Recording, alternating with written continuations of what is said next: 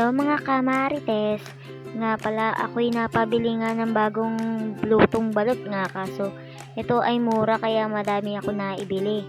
10 nga lang ito kasi nga ito yung mga reject, yung mga nabasag kaya binibenta na nila ng mura kaysa masira.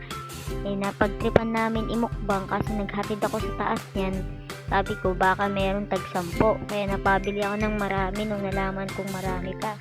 Tapos sabi nga ng aking inay, lagyan ko daw ng sibuyas tsaka ng asin.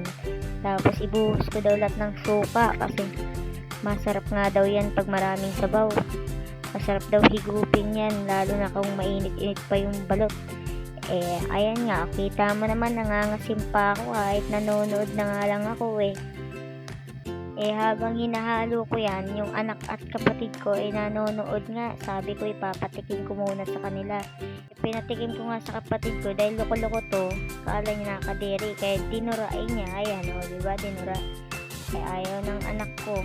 Kala niya nakadiri. Ang sarap-sarap niyan. Tapos sabay hinigop ulit. Diba? Kagaling nga. Ayan, ayaw niya pa din. Nakikita niya naman, nagtitakip-takip pa ng kanyang bibig. Di ako natitikim. Sabi ko, sarap talaga. Parang ano. Nagmumukbang na kaming tatlo.